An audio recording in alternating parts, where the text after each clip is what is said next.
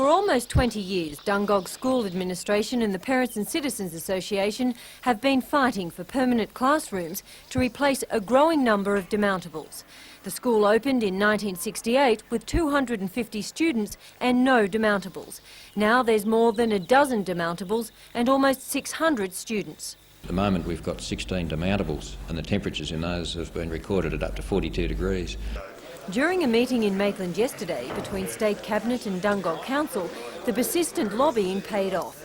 Education Minister Virginia Chadwick promised to approve planning costs for the buildings in the next state budget. My reading of what her statement says is that we can look forward to construction starting next year or the year after. Delighted by the news, P&C President Jim Hudson says plans are now being drawn up. The school wants permanent buildings to house general and specialist classrooms plus staff facilities. We know there will be other demountables remaining. We accept that, and we think a buffer of, say, 4 demountables would be sufficient for any variation in the school population. But the local member says they haven't reached home base yet. It's quite pleasing that it's going to be included in the budget, but I believe that we've got to look at where the priority lies and that it is still in the budget when the budget is brought down. I'm arranging a deputation to meet with the Minister, and the deputation will comprise of a representative of the P&C, the interim school council, the school principal and a school representative to be there, and let's keep the pressure on the Minister. The deputation is to meet the Education Minister next month. Catherine Lamond, NBN News.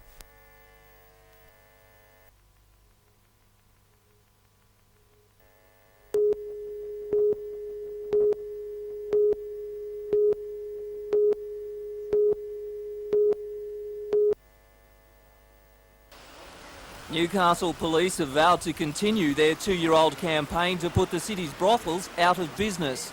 On Friday, Juliet's was closed down, ending a tradition in the town. But the sex workers have found an unlikely ally in Lord Mayor John McNaughton. We believe that as a majority, not everyone, but we believe as a majority of aldermen, that we're better off to have a controlled situation than an uncontrolled situation. The prostitutes also want the brothels to stay. Sex workers are obviously reluctant to appear on camera, but one madam from a local brothel told me she believed the police were on a witch hunt. She said the prostitutes from the now defunct Juliet's have been accepted into another parlour. But if the crackdown continues, she believes the women will be forced to work on the streets. That would leave the women open to attacks and also mean sexual health standards could not be monitored. At present, more than 100 prostitutes get regular checkups at the STD clinic at Newcastle Hospital. In the past, Newcastle Council has given planning approval for brothels to operate. The Lord Mayor wants the Premier to reassess disorderly house legislation which obliges police to act. Peter Ryan, NBN News.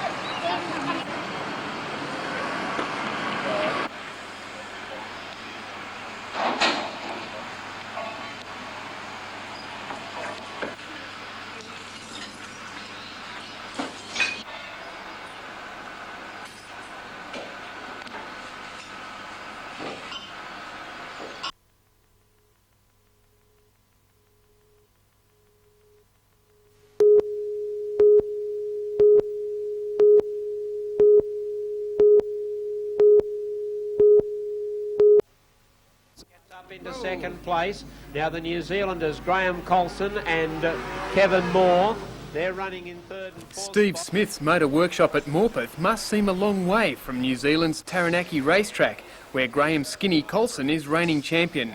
Over here, he's the odd man out. Well, the biggest handicap we've got here is we've got right-hand drive. In our cars, we sit on the left-hand side. It makes a big difference. When you go around the corner in this thing, you feel like you're falling out of the car.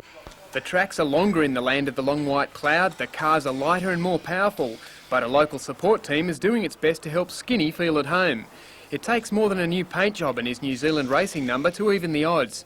The car has to be set up and weighted just right for the driver. For the sake of the exercise, Skinny weighs the same as a couple of cylinder heads. The Kiwi sent Aussie super sedan drivers packing after their first trip to New Zealand, but the likes of Alan Butcher, Bob Brewer and Don McEwen will be out to even the score from Friday night. In a field of 35 entries, Colson can expect some fast and furious competition. We don't seem to have as many crashes over our way. The cars, I don't know whether it's through the weight of the cars or what, but it certainly is on the pace here, and everyone's in there just doing it together, so it's got to keep out of trouble. Any kind of a confident prediction?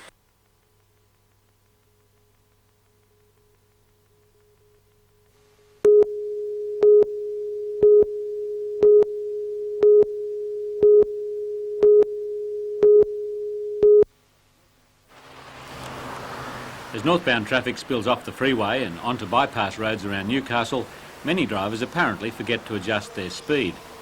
And the story's being repeated wherever highways run through towns and villages. When you drive along in the 110, you seem to get used to that particular speed, and then all of a sudden you come down into your 80, 70, 60 areas, and of course you feel like you're travelling, and your body, unless you look at the speedometer, your body doesn't really tell you that you're travelling at such a high speed. Photo radar will be used at predetermined locations over the weekend, meaning many motorists will get unwanted letters in weeks ahead. Slant radar units were producing more immediate action today. At 160 km/h zone in Jesmond, more than 200 drivers were booked this morning, one for 102 km/h.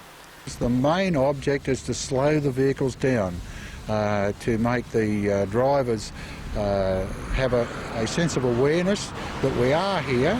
It is a high-profile operation, and hopefully they will slow down over this particular weekend.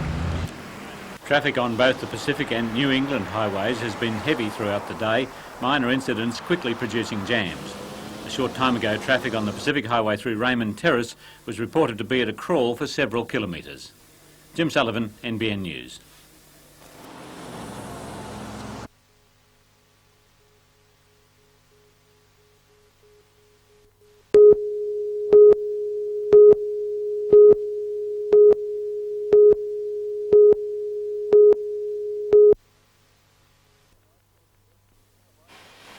The Lifesaver Rescue Chopper is regularly called out to locate planes or boats in distress.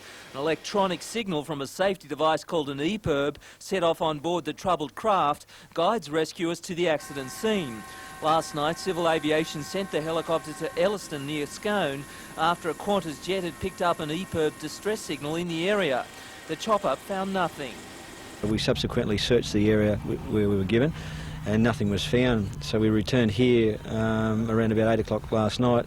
Within half an hour they were called out again, this time to a site northwest of Merriwa, about 30 kilometres west of the original call. A pilot was located.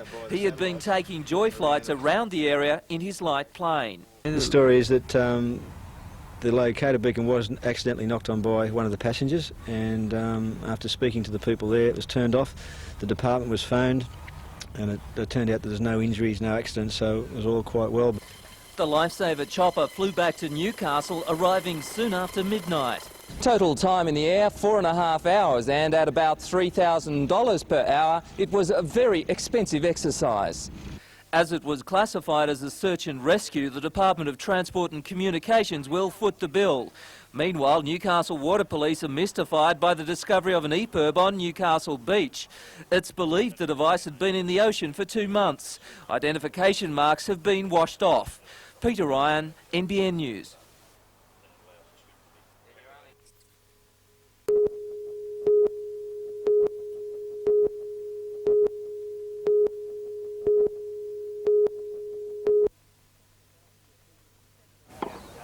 Tennis fans were treated to some spectacular play during the City of Tamworth Open Tennis Tournament. More than 200 players contested 38 divisions over 4 days. The finals were decided today in the men's singles. 2 Sydney players lined up. David Parslow proved to be too strong for Craig Edwards. Locals met with more success in some of the other events. Tamworth player Katrina Burke taking out the women's singles, defeating Newcastle's Sally Clark. Tournament number 1 seed Ralph Lawrence teamed up with Jan Vanderweed to win the mixed doubles, defeating Stephen Spark from Quindai and Sally Clark. At Tamworth City Bowling Club, the last games in the Easter Bowls Championships have been played. The carnival, which started on Thursday, attracted 200 players from New South Wales and Queensland for singles, pairs and fours events. Organisers say the standard was excellent, with the games closely contested.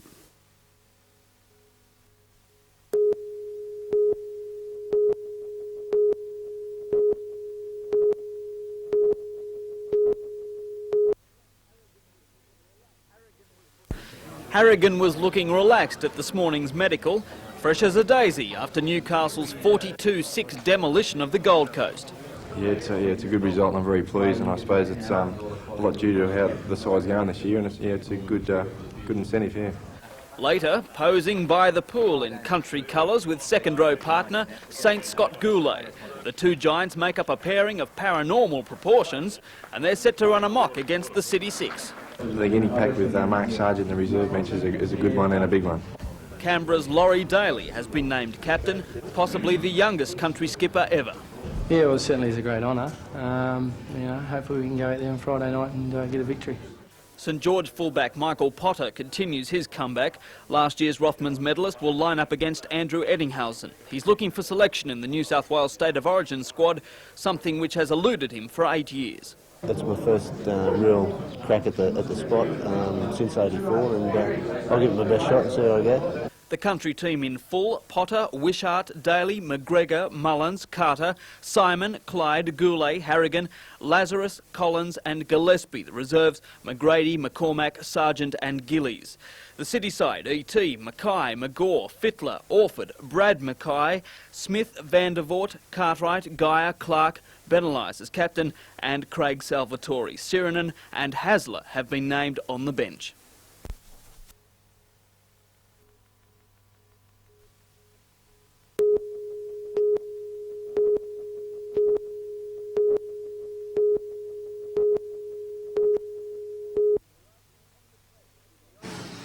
It was the icing on the cake for Don McEwen. He's had a great season.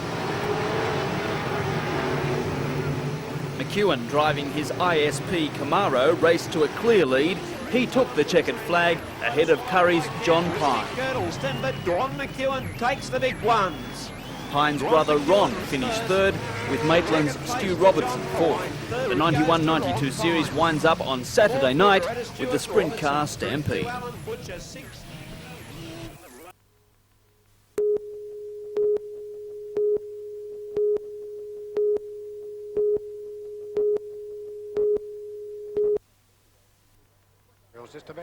The 22-year-old from New Lambton started 5-2 favourite. Jody O'Donnell, the favourites well clear in the early stages from into Ballerina, and on the outside Bell into Jack Albert. The favourite's going to win. Jody O'Donnell coming home well there. Jody's time 11.39. Yeah, I'm happy with that. Yeah, I ran 11.4 yesterday, so pretty happy. Yeah. Now, of course, what do you feel like going in as 5-2 unfavourite for a race? First time. This is my first season in professional racing, so it's a bit of a thrill actually. Proud parents say the nimble nurse gave away running at school. Since making a comeback, she's won both the Dubbo and Canamble gifts. She's doing anything but amble.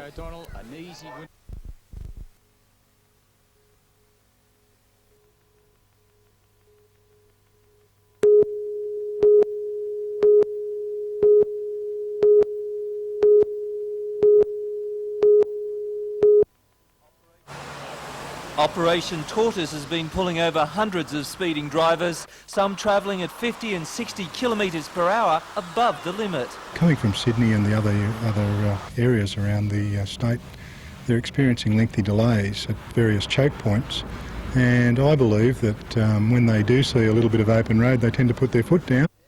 Police are putting their foot down too. Speeding tickets are up 40% on last year.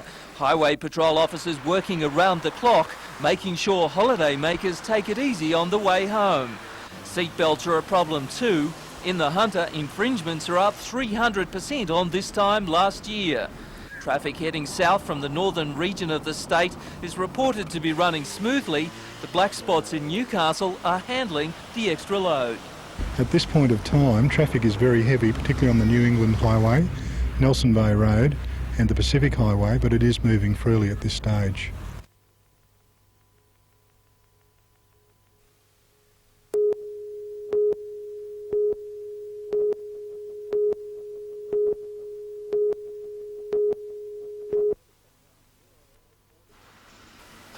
The Commandant's Bureau entered port to a quiet reception at 8:30 this morning, noticeably absent, anti-nuclear protesters now silenced by a French moratorium on nuclear testing in the Pacific. A police launch provided an escort just in case. The 80-metre frigate carries a formidable array of weapons, including the notorious French-designed Exocet missiles. The crew of 80 includes a high proportion of naval conscripts, most on their first visit to Australia's shores. The Commandant Bureau has a second mission to Australia. After visiting Newcastle, it will sail to Hobart to celebrate the 200th anniversary of the visit to Tasmania by the French navigator d'Entrecasteaux. D'Entrecasteaux was a French sailor who discovered the d'Entrecasteaux Channel crossing Tasmania, and which gave a lot of French names to the bays, to the capes and so on. Newcastle, unlike Hobart, is a nuclear-free port, but the French captain chooses to neither confirm nor deny the presence of nuclear weapons on board. I can't answer you this question, it's not my job to do that. The vessel will remain in port until next Tuesday. It's understood arrangements are being made for a contingent of the crew to participate in Anzac Day observances over the weekend. The Commandant Bureau will be open for public inspection from 2 p.m. each afternoon. Tom Hilston, NBN News.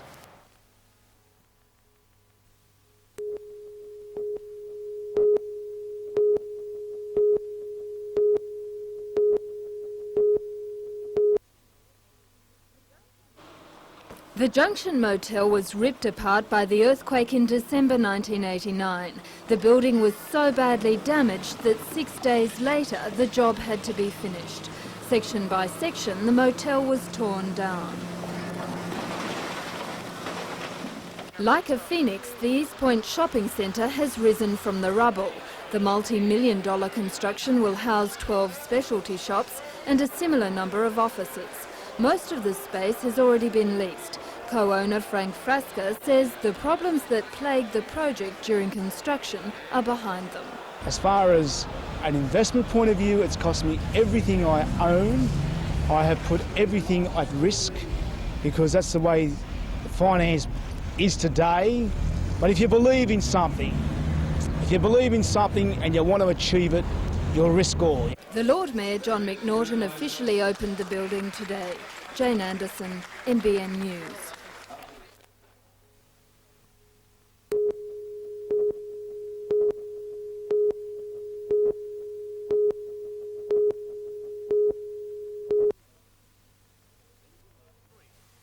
Engineers contribute to the building of roads and major construction projects, developments which are necessary to get Australia on the road to recovery.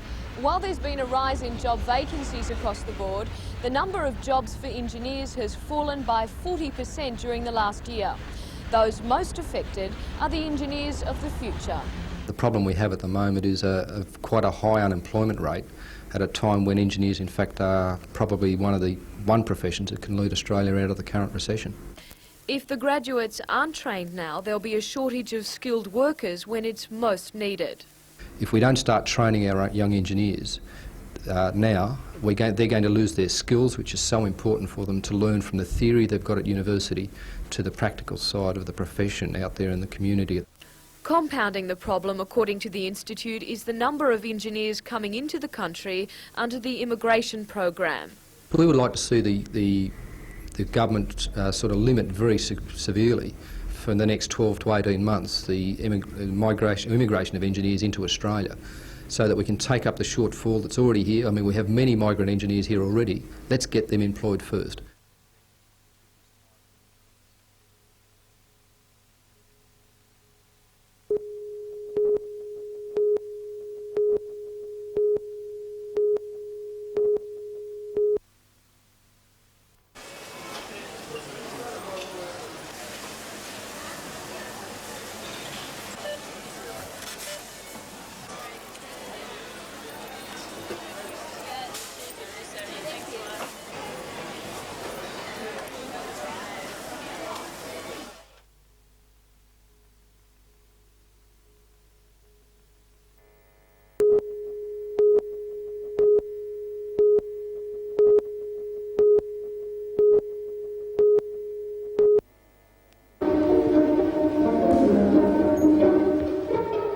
9-year-old Shanice Johnston from Lismore has a big future.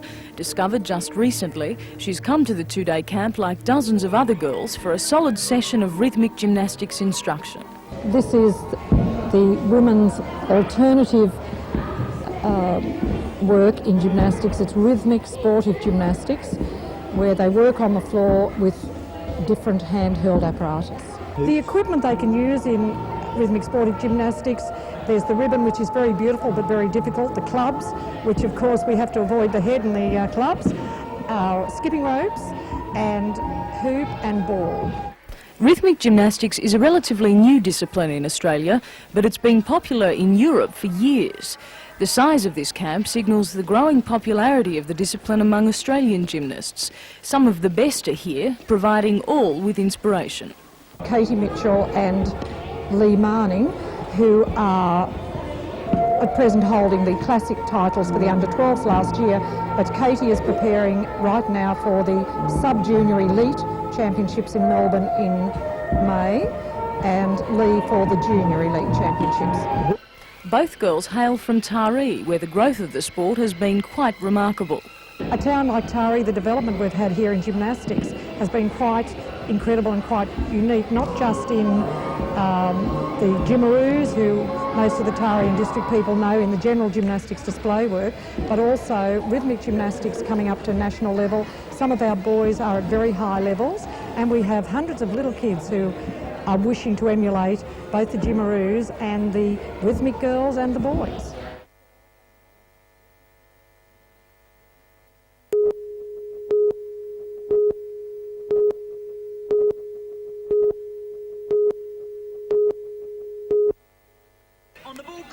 Riding rodeo could be called the school of hard knocks, but one young man is hoping it can give him a more traditional education. 18-year-old Aaron Brisbane is by his own admission an odd mix. He comes from the Newcastle beachside suburb of Blacksmiths, but the city boy has a passion for the country thrills.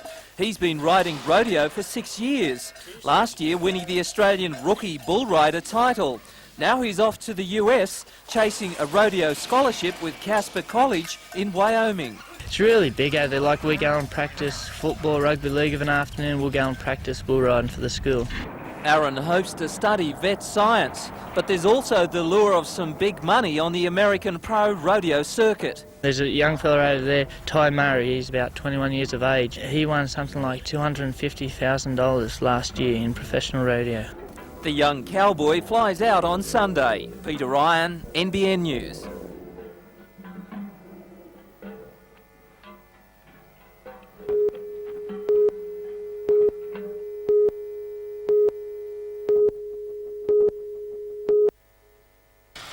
Every week, Newcastle City Council collects garbage from 55,000 houses and businesses in its area. But the question facing aldermen at next week's meeting is how garbage services will be provided in the future. In a report to go to Council, two options considered are trimming down the Council services to one-man operated vehicles or contracting out the collecting. On the question of contractors, the report recommends Council call for tenders to provide a waste collection service for 5 years. But the prospect of privatising garbage collection is not welcomed by the Council Workers Union. If garbage was to go to contract, it could displace 60-odd men. The report before Alderman points out that a number of surrounding councils, including Port Stephens, already use contractors. But critics of that option say Port Stephens residents are paying among the highest garbage fees in the state. Going to a private contractor doesn't in the long term necessarily mean that you get the cheapest, most cost-effective service. Also going before Council next week, a Newcastle solid waste management strategy. The most controversial section in the 42-page report is raising the possibility of using the proposed Summerhill dump as a regional waste facility. According to the report, accepting garbage from outside the council area could raise income and fill the dump quicker, shortening the duration over which neighbouring communities' concerns have to be sustained. But Alderman Tate says the logic of that argument is flawed. You can't say, look, there are no problems with the dump, you won't have any problems with odour or leachate or whatever, and then turn around and say, but if we fill it up quickly, all your problems will be overcome in a shorter space of time. Now, the two things don't logically sit well together. The Maryland Residents Group, which has been bitterly opposed to the dump proposal, will be meeting on the issue on Monday. Scott Bevan, NBN News.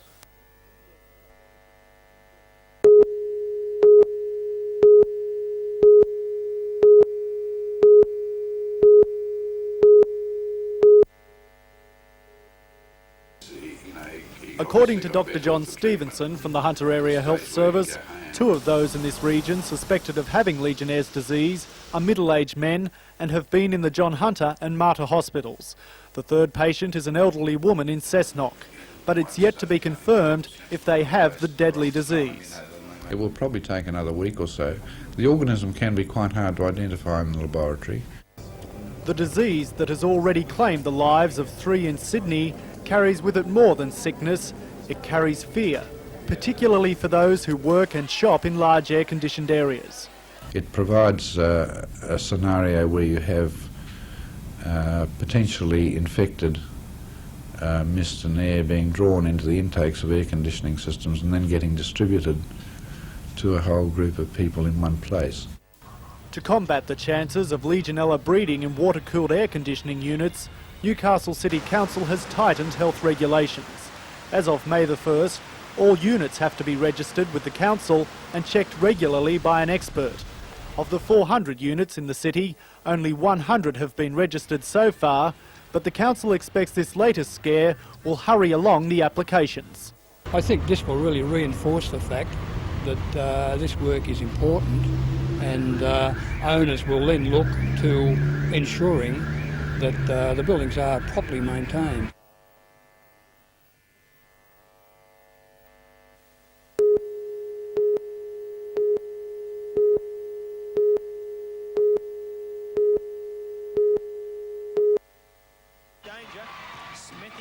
Mitchell will do it all himself. 20 points. He's been doing a ton of work with Mitchell off the court in that second quarter. But the Rollers are standing firm in defence. Andrew Gaze, 3 points. Did everything he could to keep out of the way of that contact, I think. Fast hands by the Gold Coast Rollers at the moment. They find Mitchell. He makes no mistake with that shot. Mike Mitchell. And all of a sudden, the Gold Coast Rollers' 9-point three-quarter time lead has been whittled back to 1. Matthew Reese, he extends it now.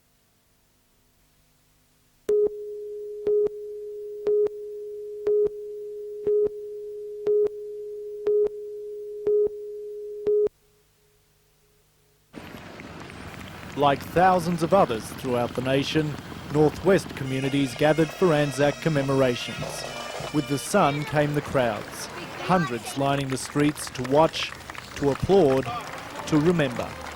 In Tamworth, several generations marched together, from those who served and set the Anzac tradition, to veterans of a very different war, and a new generation embracing both. They came on foot and in a flotilla of jeeps. The women they left behind marched too, recognition for a war effort often forgotten. National Party leader Tim Fischer joined veterans, marching with them through the city streets.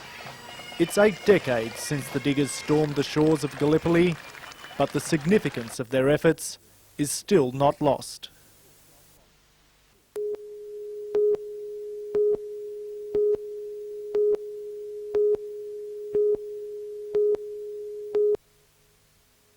Great stuff. Okay, come on, let's go. Paul. For the league's Northern Division Under-16 elite squad, this coaching camp has been more than helpful. It's the second in this region, and according to the experts, the boys have made great progress. The physical tests that we've put the boys through on 2 occasions now have shown a huge improvement, which is a tribute to their work they've put in. Skills-wise, they really are showing great progression. They've been under the watchful eye of North Sydney's Tony Ray. He believes camps like this have an important role in player development and boost enthusiasm for the game. I suppose what they do is ensure that the top players don't get lost in the bush. You know, if they're good enough, they're given the opportunity, given a bit of direction, so that they can make a living out of the game. Ray predicts league has a bright future if rural talent continues to be fostered. Things like this are ensuring that the game's only going to get better. There's competition from basketball and these sort of moving sports, what rugby league's done very well is move with them. You know?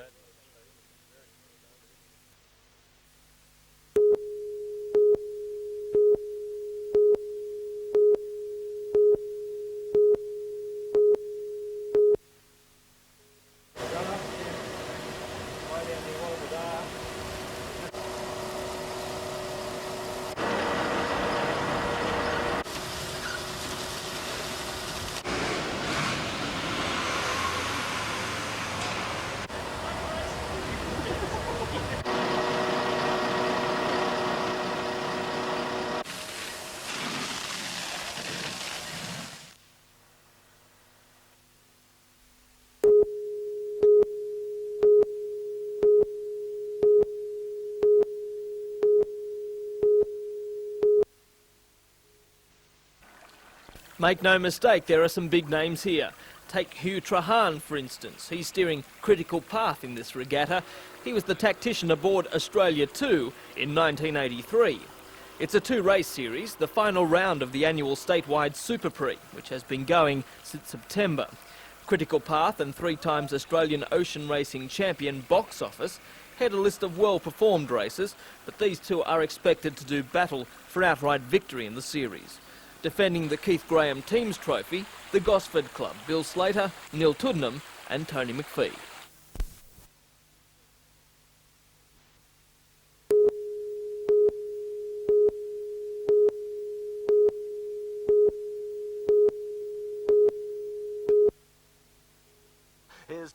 During the first lap, Armidale's Scarlet Kim, driven by Max Dunn, fell on the back straight after nudging a sulky wheel. The rest of the field continued, but the fallen horse was unable to get out of their way. Off the back, and there's almost a jam up there. We've got another one down now as they work off the back. In fact, Trajano's in trouble, and one without a driver we've lost in the dust running on. It was a Gunnedah outfit on the track, Scotty Gardner aboard Goodbye Stranger. The event continued, but was later declared a no race by officials. Apart from a few bruises and scratches, both horses and drivers are all right.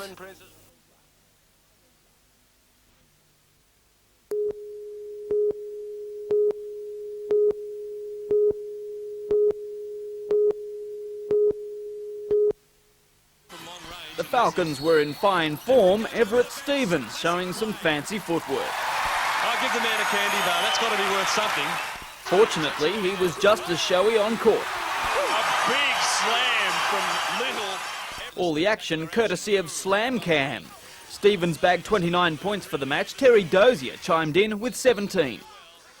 He potted a great three-pointer. The 36ers looked dead and buried. Terry Dozier, the jump roll, that beautiful. But Adelaide had other ideas. That drive, he turns around, shoots. Oh, he's on fire. It's over with Mackay, the man who's in great shooting touch, and he goes inside, and all of a sudden the game has swung. Newcastle struck back through Al Green. He looks for Al Green. If he can get that, they might just sneak away with this game. 10 seconds from time, Green the decider. Al Green makes a layup and I think seals the game for the Boston Falcons here. The final score, 118 to 115. The win takes the Falcons to 6th place on the NBL ladder.